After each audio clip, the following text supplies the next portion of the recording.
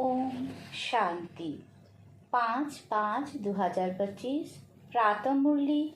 ओम शांति बाप दादा मधुबन। बाबा के मधुर महावाक्य। मीठे बच्चे, सदा इसी नशे में रहो कि हम संगम युगी ब्राह्मण हैं। हम जानते हैं जिस बाबा को सब पुकार रहे हैं वो हमारे सम्मुख है। प्रश्न: जिन बच्चों का बुद्धि जो ठीक होगा उन्हें कौन सा साक्षात्कार होता रहेगा? उत्तर: सत्ययुगी नई राजधानी में क्या क्या होगा, कैसे हम स्कूल में पढ़ेंगे, फिर राज्य चलाएंगे, ये सब साक्षात्कार जैसे जैसे नजदीक आते जाएंगे होता रहेगा। परंतु जिनका बुद्धि जो ठीक है, जो अपने शांति धाम और सुख धाम को याद करते हैं, धंधा धोरी करते भी एक बाप की याद में रहते हैं, उन्हें ही ये सब साक्षात्कार होंगे। गीत। ओम नमः शिवाय। ओम शांति।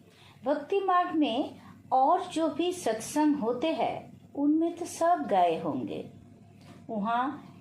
यहाँ तो कहेंगे बोलो सब वाह गुरु या राम का नाम बताएंगे। यहाँ बच्चों को कुछ कहने की भी जरूरत नहीं रहती। एक ही बार कह दिया है, घड़ी घड़ी कहने की दरकार नहीं। बाप भी एक है, उनका कहना भी एक ही है। क्या कहते हैं? बच्चों, माँ में कम याद करो। पहले सीख कर फिर आकर यहाँ बैठते हैं। हम जिस बाप के बच्चे हैं उनको याद करना है। यह भी तुमने अभी ब्रह्मा द्वारा जाना है कि हम सभी आत्माओं का बाप वो एक है। दुनिया ये नहीं जानती, तुम जानते हो। हम सब उस बाप के बच्चे हैं। उनको सभी गॉड फादर कहते हैं। अब फादर कहते हैं, मैं इस साधारण तन में तुमको पढ़ाने आता हूँ। तुम जानते हो बाबा इनमें आए हैं, हम उनके बने हैं।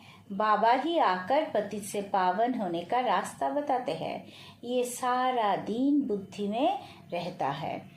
यूं शिव बाबा की संतान तो सब है, परंतु तुम जानते हो और कोई नहीं जानते हैं। तुम बच्चे समझते हो हम आत्मा हैं। हमको बाप ने फरमान किया है कि मुझे याद करो। मैं तुम्हारा बेहद का बाप हूँ।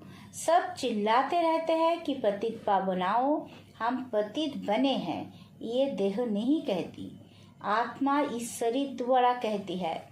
84 जन्म भी आत्मा लेती है ना।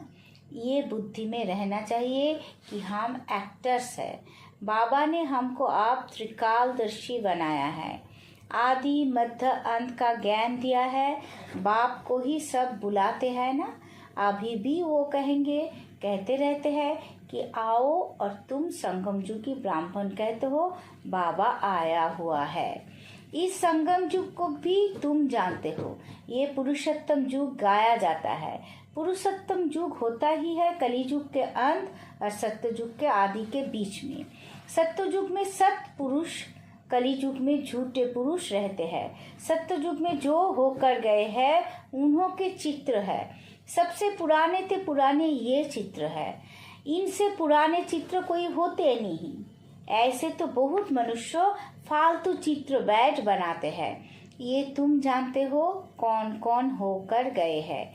जैसे नीचे अम्मा का चित्र बनाया है अथवा काली का चित्र है, तो ऐसे भुजाओं वाली हो थोड़े ही सकती है। अम्मा को भी 2 भुजाएं होगी ना। मनुष्य तो जाकर हाथ जोड़ते पूजा करते हैं। भक्ति मार्ग में अनेक प्रकार के चित्र बनाए हैं। मनुष्यों के ऊपर भी भिन्न भिन्न प्रकार की सजावट करते हैं तो रूप बदल जाता है। ये चित्र आदि वास्तव में कोई है नहीं। ये सब है भक्ति मार्ग। यहाँ तो मनुष्य लूले नंगले निकल पड़ते हैं। सत्य युग में ऐसे नहीं होते। सत्य युग को भी तुम जानते हो। आदि सनातन देवी देवता धर्म था। यहाँ तो ड्रेस देखो, हर एक की अपनी अपनी कितनी वैरायटी है। वहाँ तो जथा राजा रानी तथा प्रजा होते हैं। जितना नजदीक होते जाएंगे तो तुमको अपनी राजधानी की ड्रेस आदि का भी साक्षात्कार होता रहेगा।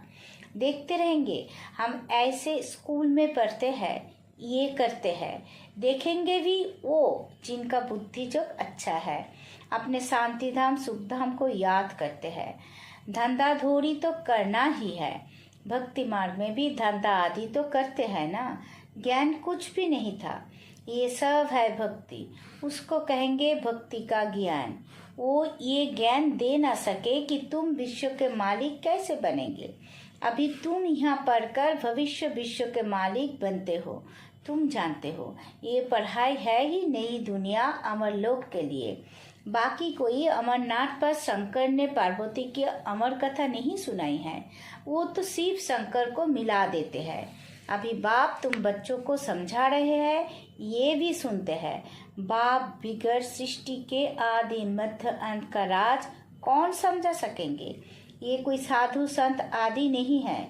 जैसे तुम गृहस्थ व्यवहार में रहते थे, वैसे ये भी ड्रेस आदि सब वही है।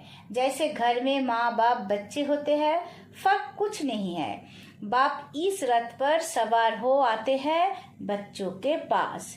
ये भाग्यशाली रथ गाया जाता है। कभी बैल पर सवारी भी दिखाते हैं। मनुष्य ने उल्टा समझ लिया है। मंदिर में कभी बैल हो सकता है क्या? श्री कृष्ण तो है प्रिंस, वो थोड़ी ही बैल पर बैठेंगे। भक्ति मार्ग में मनुष्य बहुत मुझे हुए हैं। मनुष्य को है भक्ति मार्ग का नशा, तुमको है ज्ञान मार्ग का नशा। तुम कहते हो इस संगम पर बाबा हमको पढ़ा रहे हैं। तुम हो इस दुनिया में, परंतु बुद्धि से जानते हो हम ब्राह्मण संगम युग पर है, बाकी सब मनुष्य कलियुग में हैं। ये अनुभव की बातें हैं। बुद्धि कहते हैं हम कलियुग से आप निकल आए हैं, बाबा आया हुआ है। ये पुराना दुनिया ही बदलने वाली है, ये तुम्हारी बुद्धि में है और कोई नहीं जानते। भल एक ही घर में रहने वाले हैं, एक ही परिवार के हैं, उसमें भी बाप कहेगा हम संगम युगी है, बच्चा कहेगा नहीं हम कलियुगी में हैं। वंडर है ना। बच्चे जानते हैं हमारी पढ़ाई पूरी होगी तो विनाश होगा, विनाश होना जरूरी है। तुम्हारे में भी कोई जानते हैं अगर ये समझे दुनिया विनाश होनी है तो नई दुनिया के लिए तैयारी में लग जाए। बैग बैगेज तैयार कर ले, बाकी थोड़ा समय है, बाबा के तो बन गए जाए। भूख मरेंगे तो भी पहले बाबा फिर बच्चे, ये तो बाबा का भंडारा है। तुम शिव बाबा के भंडारे से खाते हो। ब्राह्मण भोजन बनाते हैं, इसलिए ब्रह्मा भोजन कहा जाता है। जो पवित्र ब्राह्मण है याद में रहकर बनाते हैं, सिवाय ब्राह्मणों के शिव बाबा की याद में कोई रह नहीं सकते। वो ब्राह्मण थोड़ी ही शिव बाबा की याद में रहते हैं। शिव बाबा का भंडारा ये है जहाँ ब्राह्मण भोजन बनाते हैं, ब्राह्मण जोग में रहते हैं। पवित्र तो है ही, बाकी है जोग की बात, इसमें ही मेहनत लगती है। गपरा चल ना सके, ऐसे कोई कह ना सके कि मैं संपूर्ण जोग में हूँ वा 80% जोग में हूँ, कोई भी कह ना सके। ज्ञान भी चाहिए। तुम बच्चों में जोगी वो है जो अपनी दृष्टि से ही किसी को शांत कर दे, ये भी ताकत है। एकदम सन्नाटा हो जाएगा। जब तुम अशरीरी बन जाते हो, फिर बाप की याद में रहते हो, तो यही सच्ची याद है। फिर से ये प्रैक्टिस करनी है। जैसे तुम यहाँ याद में बैठते हो, ये प्रैक्टिस कराई जाती है, फिर भी सब कोई याद में रहते नहीं है। कहाँ कहाँ बुद्धि भागती रहती है, तो वो फिर नुकसान कर लेते हैं। जहाँ सादली पर बिठाना उनको चाहिए जो समझे हम ड्रिल टीचर है, बाप की याद में सामने बैठे हैं। बुद्धि जोग और कोई तरफ ना जाए, सन्नाटा हो जाएगा। तुम अशरीरी बन जाते हो और बाप की याद में रहते हो, ये है सच्ची याद। सन्यासी भी शांति में बैठते हैं, वो किसी की याद में रहते हैं, वो कोई रियल याद नहीं, कोई को फायदा नहीं दे सकेंगे। वो सृष्टि को शांत नहीं कर सकते, बाप को जानते ही नहीं, ब्रह्म को ही भगवान समझते रहते। वो तो है नहीं। अभी तुमको श्रीमत मिलती है, मामिकम याद करो। तुम जानते हो हम 84 जन्म लेते हैं। हर जन्म में थोड़ी थोड़ी कला कम होती जाती है। जैसे चंद्रमा की कला कम होती जाती है, देखने से इतना मालूम थोड़ी ही पड़ता है। अभी कोई भी संपूर्ण नहीं बना है। आगे चल तुमको साक्षात्कार होंगे। आत्मा कितनी छोटी है, उनका भी साक्षात्कार हो सकता है। नहीं तो बच्चियां कैसे बताती है कि इनमें लाइट कम है, इनमें जास्ती है। दिव्य दृष्टि से ही आत्मा को देखती है। ये भी सभी ड्रामा में नूद है। मेरे हाथ में कुछ नहीं है। ड्रामा मुझसे कराते हैं। ये सब ड्रामा अनुसार चलता रहता है। भोग आदि ये सब ड्रामा में नूद है। सेकंड बाय सेकंड एक्ट होता है। अभी बाप शिक्षा देते हैं कि पावन कैसे बनना है। बाप को याद करना है कितनी छोटी आत्मा है जो पतित बनी है, फिर पावन बननी है। वंडरफुल बात है ना। कुदरत कहते हैं ना, बाप से तुम सब कुदरती बातें सुनते हो। सबसे कुदरती बात है आत्मा और परमात्मा की, जो कोई नहीं जानते हैं। ऋषि मुनि आदि कोई भी नहीं जानते। इतनी छोटी आत्मा ही पत्थर बुद्धि फिर परश बुद्धि बनते हैं। बुद्धि में यही चिंतन चलता रहे कि हम आत्मा पत्थर बुद्धि बनी थी, अब फिर बाप को याद कर परश बुद्धि बन रही है। लौकिक रीति तो बाप भी बड़ा, फिर टीचर गुरु भी बड़े मिलते हैं। ये तो एक ही बिंदी बाप भी है, टीचर भी है, गुरु भी है। सारा कल्प देहधारी को याद किया है। अब बाप कहते हैं माँ में कम याद करो। तुम्हारी बुद्धि को कितना महीन बनाते हैं।